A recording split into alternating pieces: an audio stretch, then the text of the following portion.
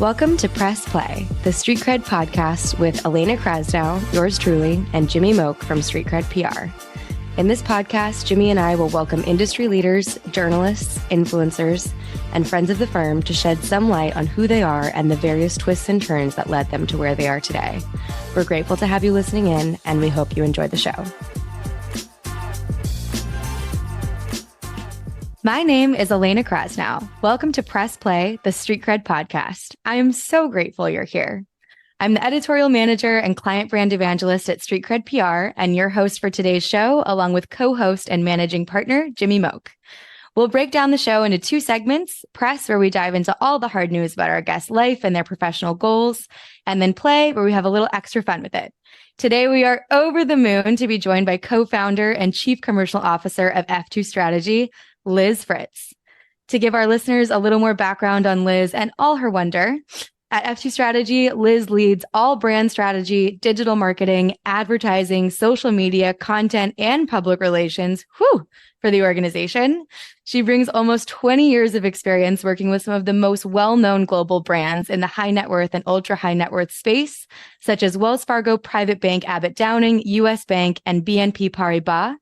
Liz is also a frequent industry contributor, webinar participant, and proud alumna of Chief, the only private membership network focused on connecting and supporting women executive leaders.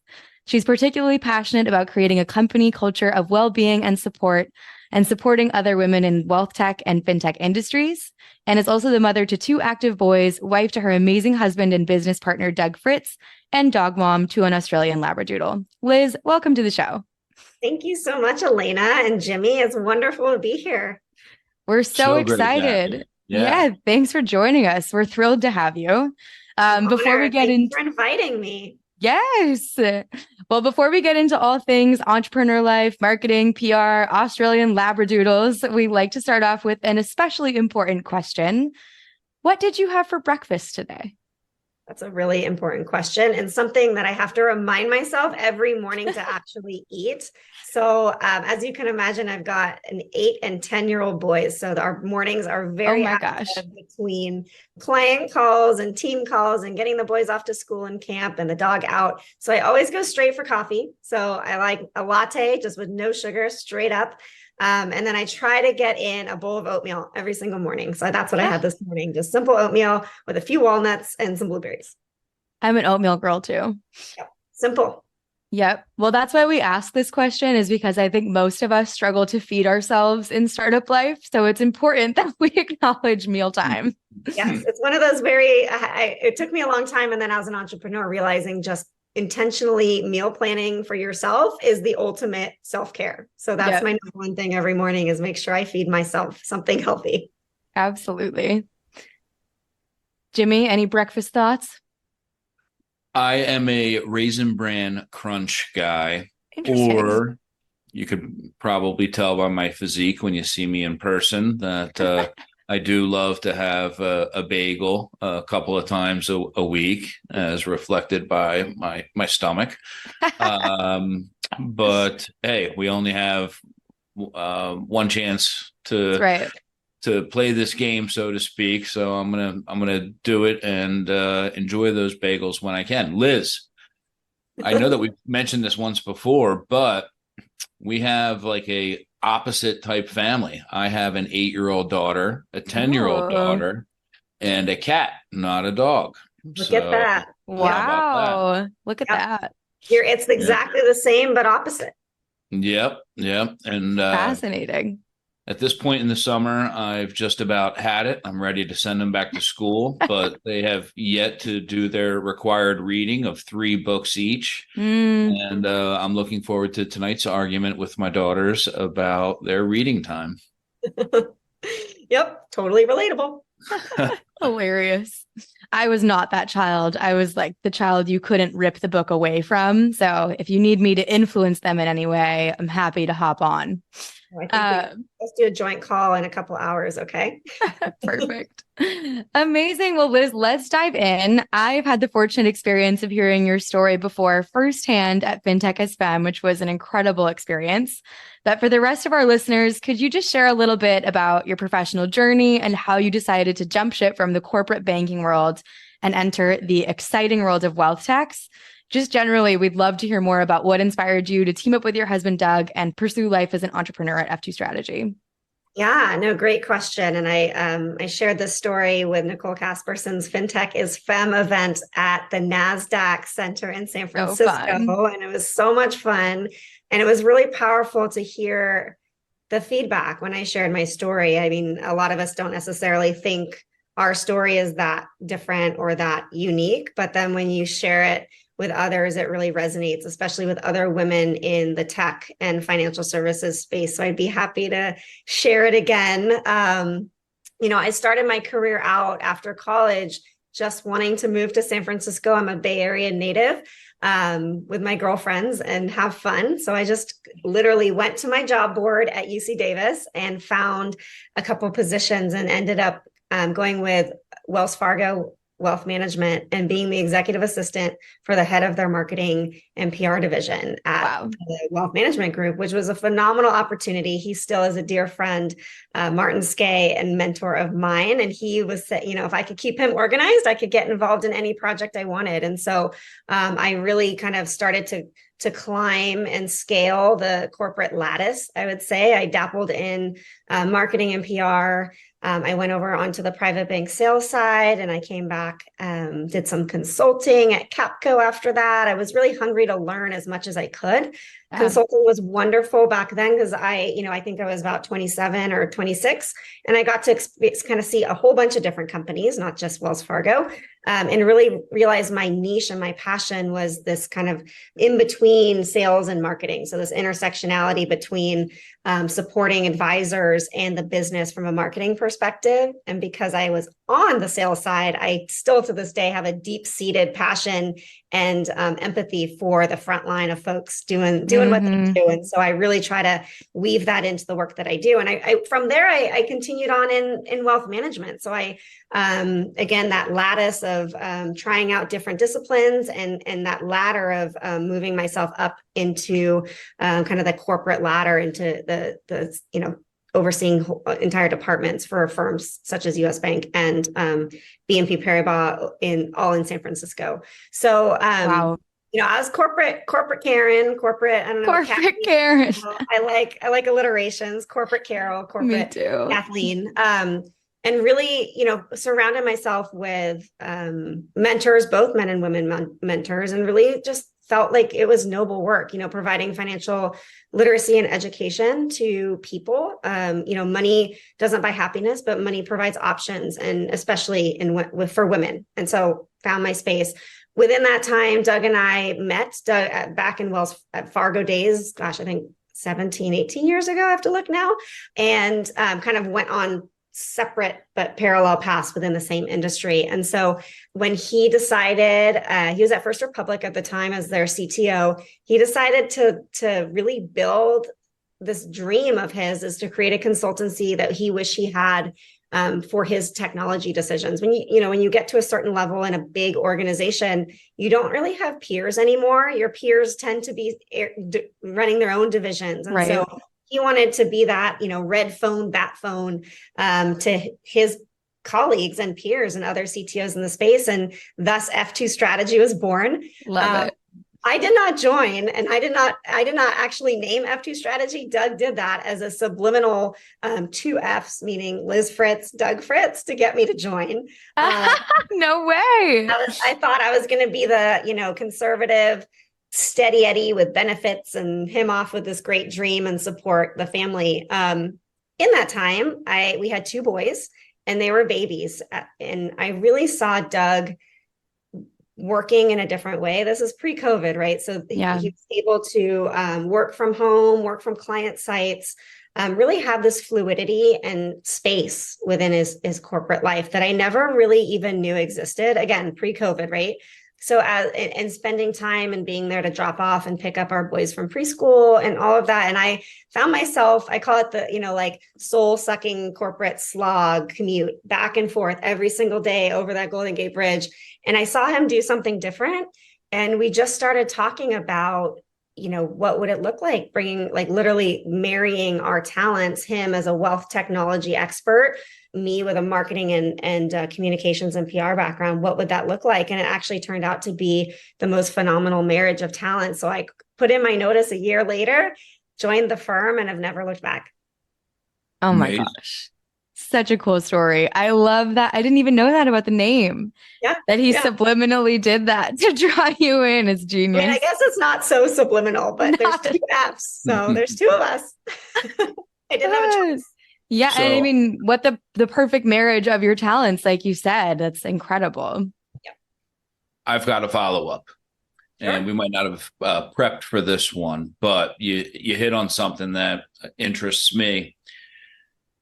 Working in corporate PR and comms, whether it's external or internal, when I think of that, I think of and no disrespect to Wells or any major bank, but I think of a ocean liner, and they are hard to turn around. They don't always go so fast, steady and slow.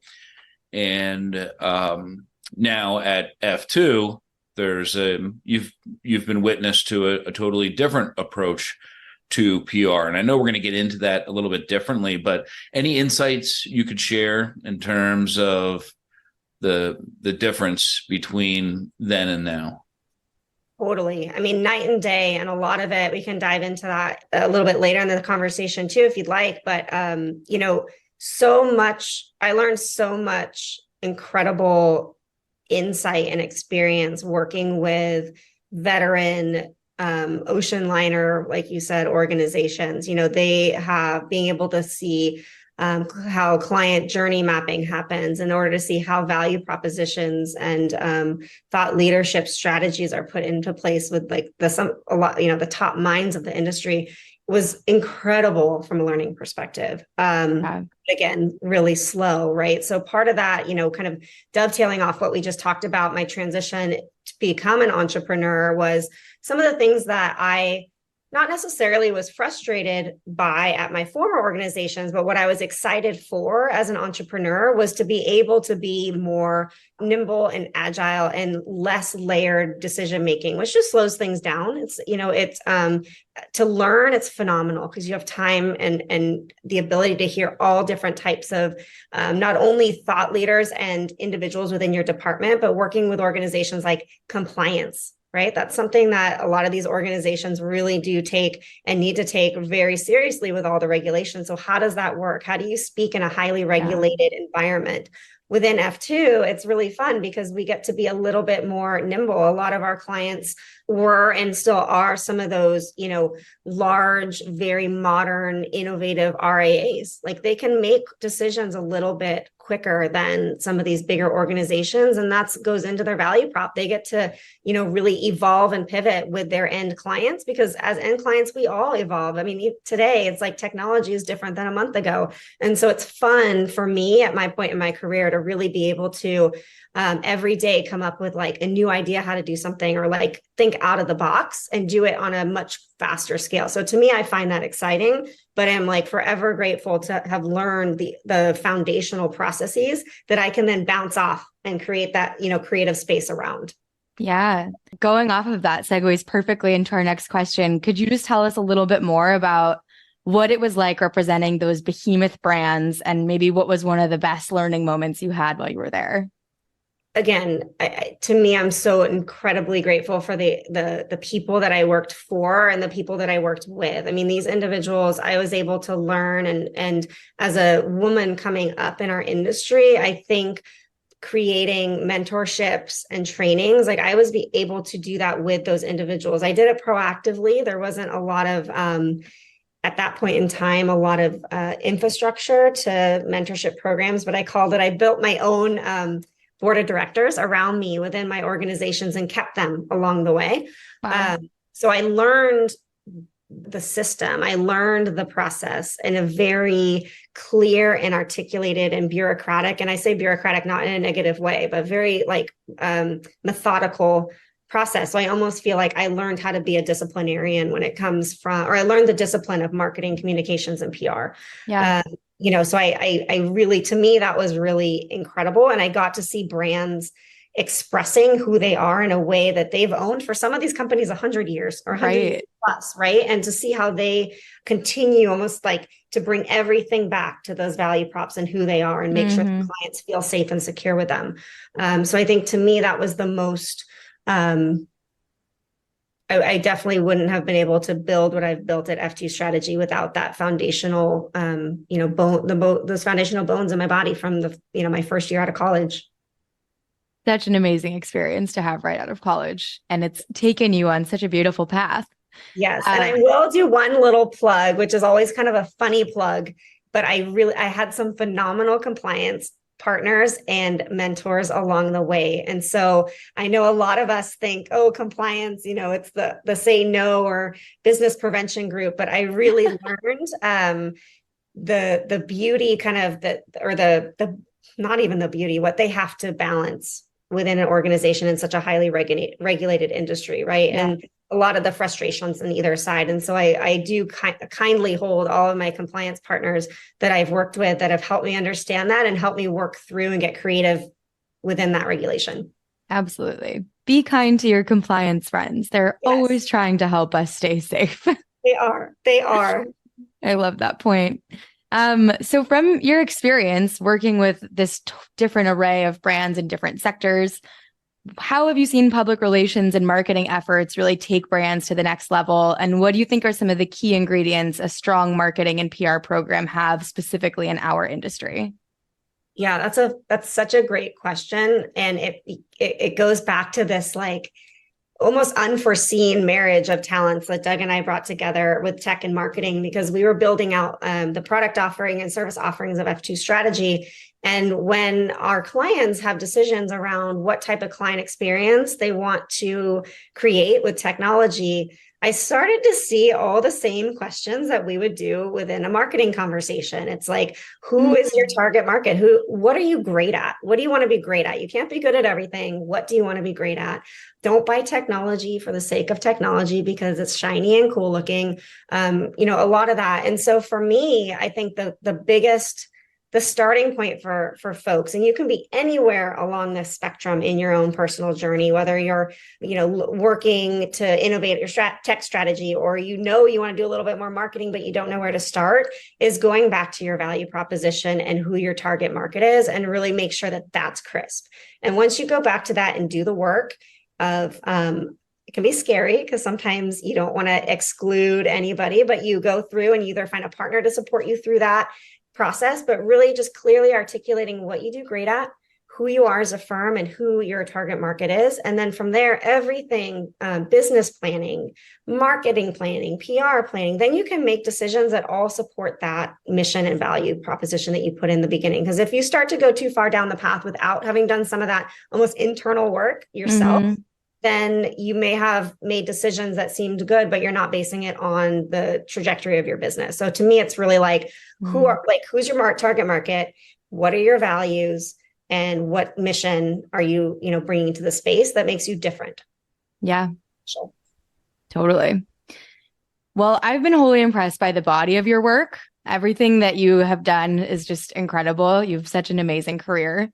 However, being the girl's girl that I am, your work to uplift women in financial services in particular has really spoken to me.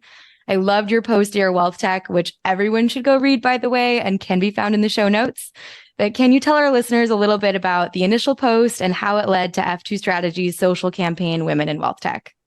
Of course. No, that's thank you for the plug. That piece is one of my first pieces and still resonates so deeply with me and comes up in conversations quite a bit.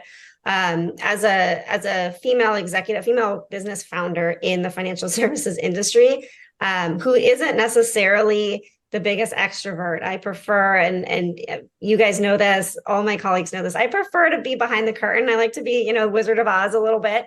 But I kept hearing and having requests from my colleagues and my peers and my friends saying, Liz, can you share a little bit more about your story, how you got there? Like, what do you think the industry needs to hear? And because F2 Strategy has created such an incredible brand and gravity back to us, I realized I had the platform and I owed the industry to talk, which, I've had a lot of these conversations behind closed doors, closed Zoom calls now, behind virtual doors and in person. And I just felt that while it might not be my total comfort zone, it was time to have those conversations. And so for me, it was really about three main buckets of focus is for women in particular in this industry. And actually a silver lining of COVID, if we can find them, is that it did kind of put a spotlight on this and allow for some of these tips pre-COVID, right? So allowed for some of these suggestions to become more natural. The first is really creating space for women. We tend to, and again, I am a woman and I don't have the lens of, Jimmy, so call me out here, but I kind of feel like parents and caregivers in general, so it can speak beyond just women at this point, but creating the space to really have a fluidity between work and life. And again, this was written when most people were still working out of an office and your kids were in daycare or your elderly parent was somewhere while you were working. So I do think that in this new hybrid world that we live in, it does help with creating some of that space. But as a leader, and Doug and I are big advocates of this, is leading with that, right? Like showing that we have other elements. I think before we started this call, I was showing you, and my dog is laying right next to me, like those little glimpses into life, or, if you have to cancel a meeting because your kid's sick at school and has a fever.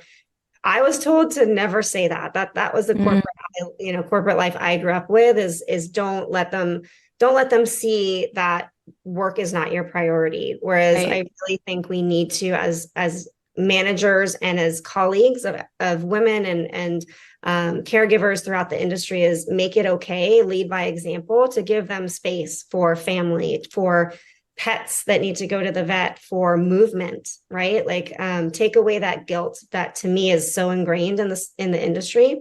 Secondly is tolerance, right? So it's, that's kind of a fancy word for basically allowing those conversations to happen and not judge. And so if I'm like, hey, Jimmy, I needed to reschedule this podcast because my kid is sick, tolerance and acceptance of that and normalizing that. We all have lives and commitments, I hope, outside of work that makes us the beautiful humans that we are.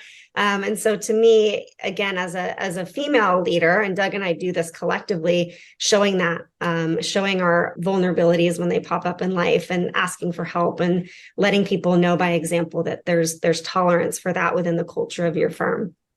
And then lastly is something that is really important to me is giving specifically women capacity to grow. And so I think I've seen a lot of great strides in the last couple of years around this, but creating programs and pathways for progression in our careers as women, creating space and tolerance. So like me, I took 2 years off when I had our boys. They were 2 years apart.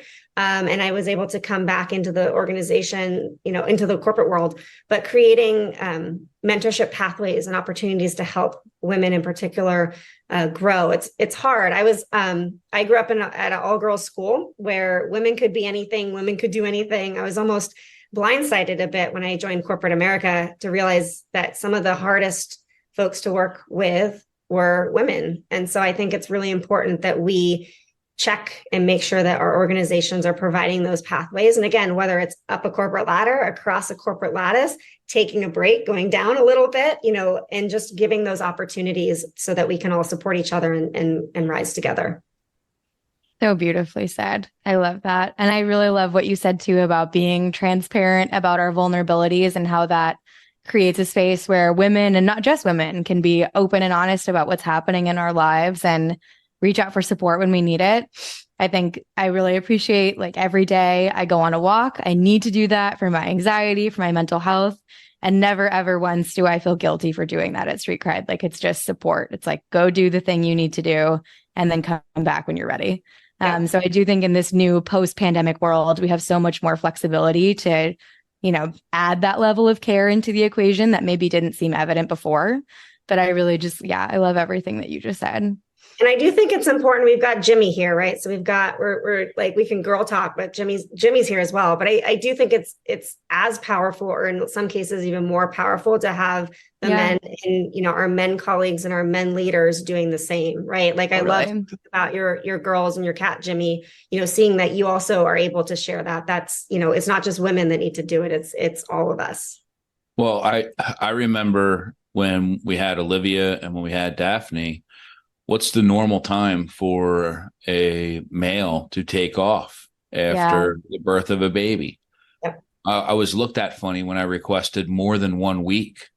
Gosh. And that's only one chance that you have for, those formative days and weeks with your child before you get back into the car and you have your hour and a half commute each way. And you're thinking to yourself, like, what am I spending time on?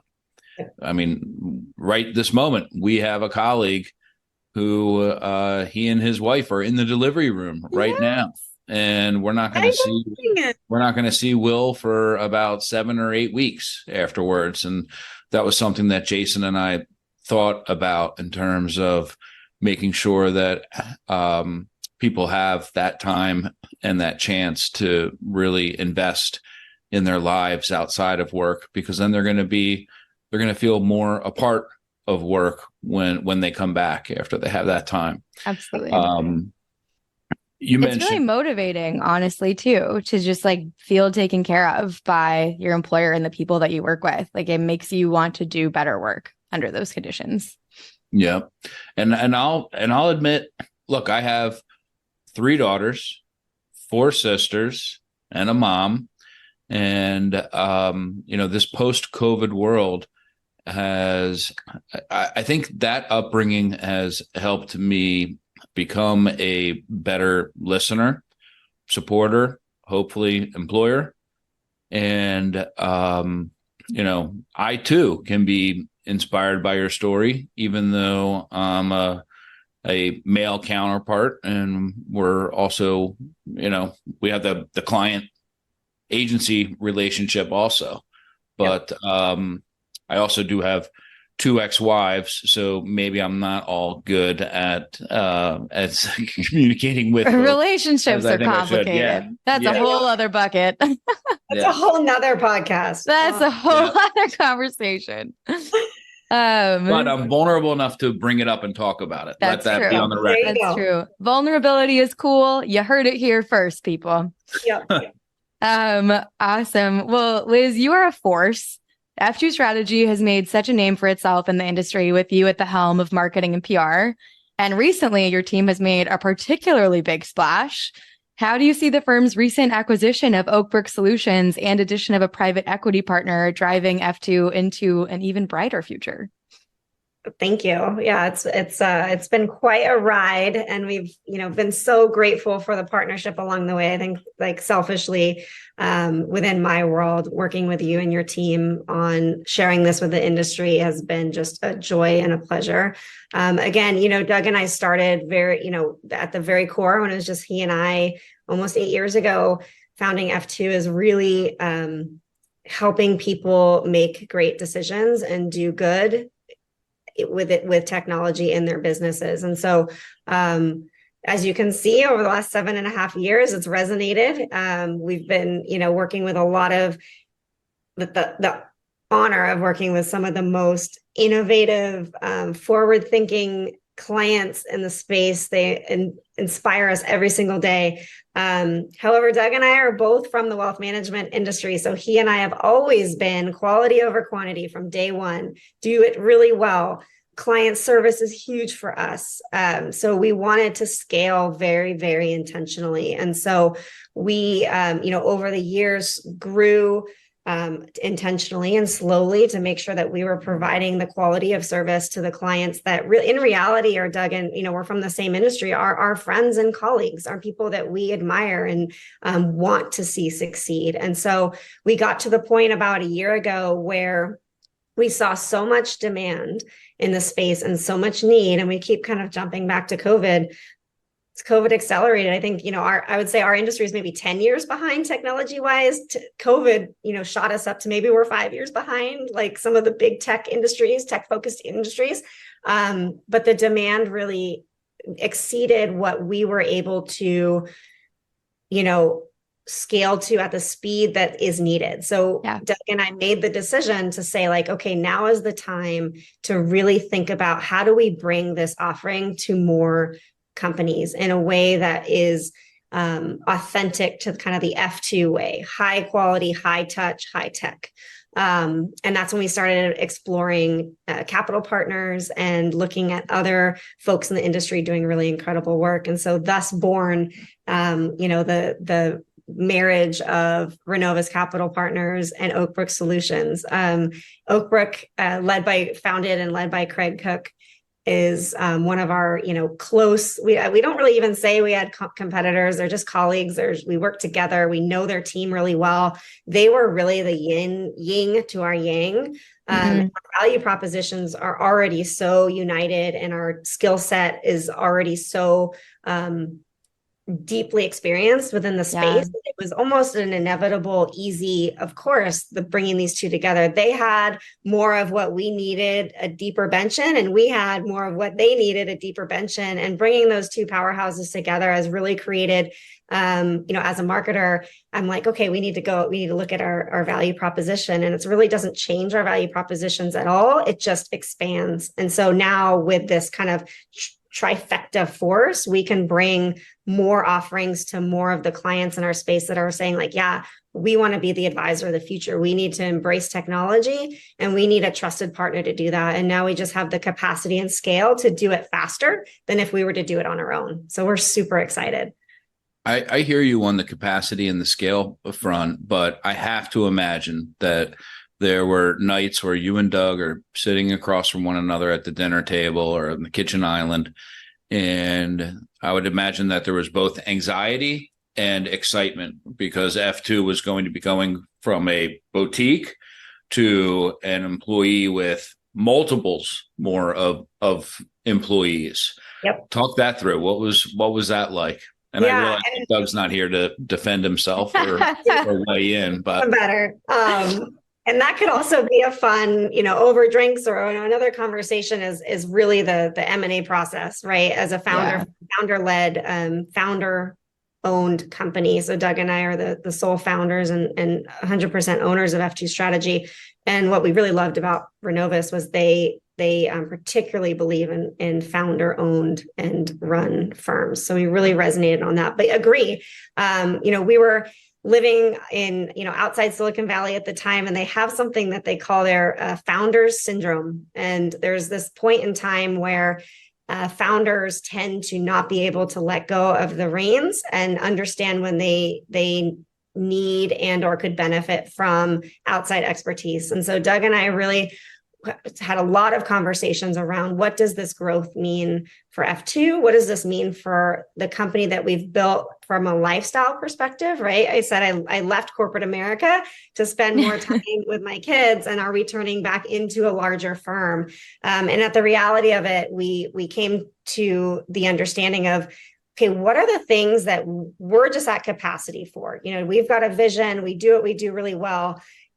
How do we get to the next level where we're doing the things that we do really well and we can kind of scaffold other people around us to make that F2 way or that F2 experience even better? Mm-hmm. And it was this ability and kind of vulnerable way of saying like, you know what, I'm not a great head of HR or a head of accounting.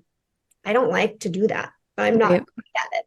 As a small business, I wore a lot of hats. I mean, I'm sure you guys can resonate with that, but like accounting to HR to like making copies and printing things and ordering catering and we had opportunity to say like in this evolution, we not only give better advice to our clients and better to a wider array of clients, but we still have 2 kids. They're 8 and 10 now. When I'm working, I want to spend my time on things that I'm really good at and really passionate about and making an impact. And we had this opportunity to grow and hand some of that stuff off to amazing people, experts that could run that. And so I do what I do, and then I can, spend time with my boys and spend time outside of work as well. So it's a complex emotional journey, Jimmy, to answer your question. And I think one that's worth talking about. I think folks are interested too, because we're also married, right? So how does that all work together? And we can dive into that another time, but it's a really complex journey that I think that emotional or behavioral element of M&A just isn't talked about as much. It's more of like deal rooms and, who's getting bought by who. But there is, especially with founder owned businesses, there's an emotional journey of making sure that your company stays authentic to their mission, in which we know we are, and we still drive that, but we can also offer it to more people because we believe this is something that helps our clients and our peers and our colleagues within their own businesses. And at the end of the day, helping end investors have those tools to empower their lives. So it's a whole big, circle of life. I love that. I got to steal one more question before Elena brings us to play. You just mentioned the word journey, and we know that you and Doug and your two boys and the puppy recently went on its own journey. Yes. Let's break a little bit of news, even though we won't be breaking news, and this pod will air at the appropriate time. Share the latest in terms of where the Fritzes are living.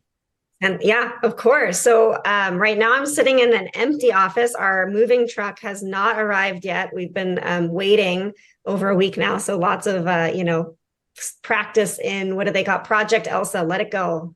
It'll all work out when it should be. But I'm actually in my office with no furniture, my home office, in a camping chair with my puppy right next to me. And we are in the north suburbs of Chicago. And for those of people listening that know me, I'm a California girl, born and raised, Northern California.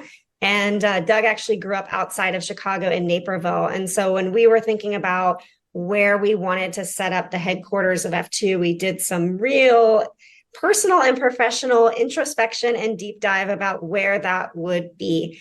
The Californians in my network looked at me like I was absolutely crazy to move to the Midwest. There's a lot of elements of that, a lot of components that went into our decision, but we are setting up a hybrid in-person headquarters we've set up an in-person hybrid headquarters in downtown Chicago, and we're raising our family up on the North Shore suburbs on Lake Michigan. And so, beach life, but just a little bit of lake life, beach life versus ocean, Pacific beach life. So, hopefully our furniture will arrive soon, but we've already just fallen in love with the community here, and honestly, the growing tech presence in Chicago. There's some of the most, some of our favorite, Morningstar and Vestnet. We've got Hightower and Crescent, our friends in the space. Chicago's booming. And so for us, we really wanted to find a central place that not only is close to family. So Doug grew up in the Chicago area. So we've got aunts and uncles and grandparents on a farm a couple of hours outside of town. So we've got that, but we're also central to all of our clients and team members as well. And so what would normally be potentially a hindrance of getting completely across the country to see clients and team members, we can do that very easily from this central location. So we're super excited. I'm loving the warm nights and the firefly. Yes. All of that. Call me in February, see how I'm doing. But yeah, I'm excited to explore seasons because, I've just pretty much lived you will get seasons in Chicago. Yes, I know. So no shortage of that. On your door, Elena, in February, and we can go for a walk. But I can't promise that it's much warmer here in February, but it's definitely less windy. There you go. Awesome. Well, let's switch it up. It's time for our second segment. Let's play a little bit. This isn't quite a rapid fire round, but maybe it's sort of a version of that. Liz, if it weren't financial services, what would you be doing? So I actually studied to be a veterinarian. I don't know if you knew that. And what? And on top of that, an equine veterinarian. So I went to UC Davis. I'm an animal science and doubled in business major and worked for a year as a resident at the UC Davis Animal Hospital. So I think I wouldn't be a veterinarian. That's also another conversation for another day. But I would be working with animals in some capacity. I'm a huge animal lover and advocate for humane and rescues and education around animal care. So it would be something with animals. Oh my gosh. Well, I was an environmental studies major in college, so we clearly have much to discuss offline. We do. Well, yeah, we've got like 4 additional conversations. I know. We'll have to have you back on. Wow, that's so cool. And so besides the Australian Labradoodle, what do you do for fun? What does that look like for Team Fritz? Well, so for me personally, what I find is fun, and I think you'll resonate with this, Elena, is Camper. So our dog's name is Camper, like Happy Camper, going for walks. So that's my sanity, is hooking him up and taking him for a walk. So that, to me, just being out in nature and connecting with just kind of like the energy that's away from a computer, away from corporate, to me, that is kind of my personal fun and self-care. We're big adventurers. So we have a camper van. Well, I think people probably know about Doug and the man in the van. So we like to just load up the van with the kids and the dog and hit the road and find a lake off a beaten path and camp out and play chess and go explore and make little, wooden tree stump boats and send them off. So for us, it's to like keep it simple. So camping out of our camper van. And now we have a whole new section of the country to explore and all the cool lakes. And, Doug was a rock climber, and so we can go see places that he used to rock climb. So for us, it's being out in nature, camping, and just disconnecting from technology. So new personal goal, get invited on the Fritz's camping trip, because yes, we have a lot of shared interest wrapped up in there, including making boats out of tree bark. You said that sounds great. I'm in. Put a little bird feather in there. And you send it off.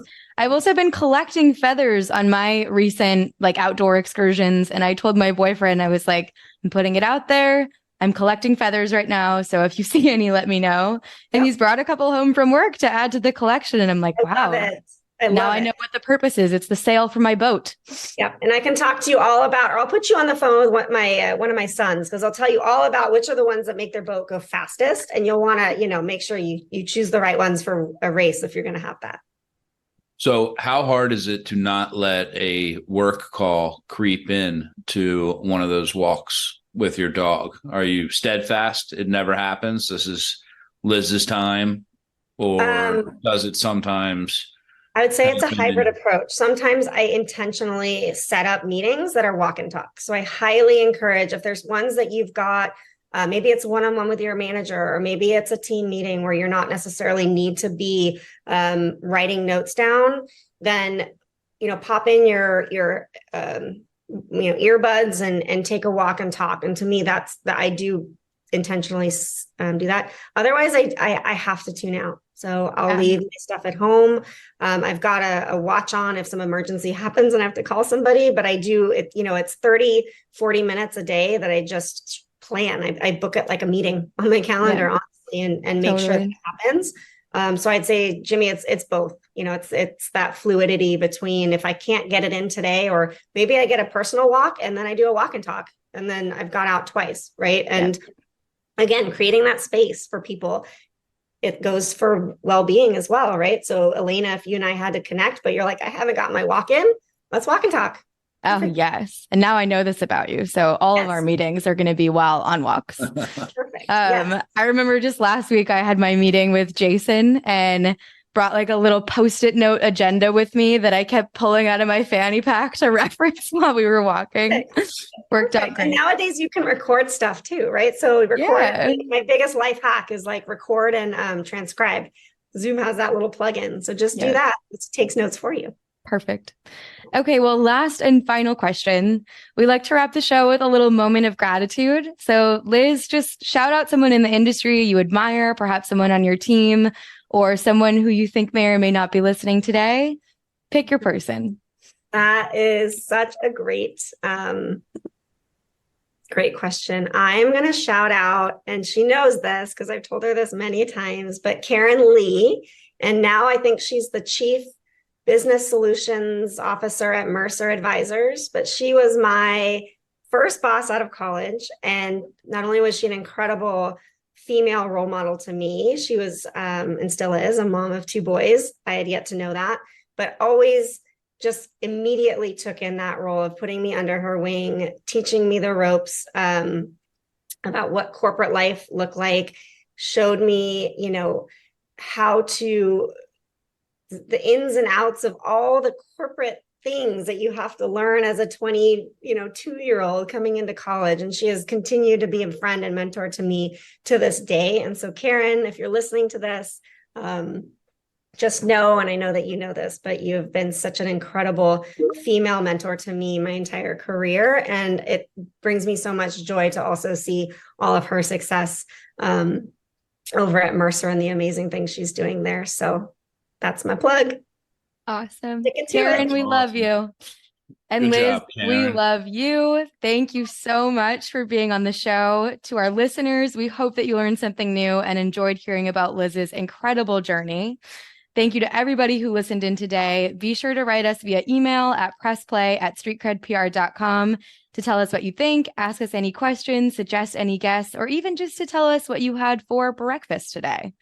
Thanks again for tuning in, and we cannot wait to introduce you to our next guest. Liz, you're amazing. Thank you. Thank you so much for having me. Thanks, Bye. Liz. Thank you for listening to Press Play, the Street Cred podcast. Visit our website at streetcredpr.com and find us on Twitter and LinkedIn. Please don't forget to click the follow button to be notified when new episodes become available. And if you enjoyed the episode, we'd love nothing more than if you would rate and review the show. The information covered and posted represents the views and opinions of the guest and does not necessarily represent the views or opinions of Street Cred PR. The content has been made available for informational, educational, and entertainment purposes only. If you have questions about the show or Street Cred PR, feel free to reach out to us. Thanks again for listening.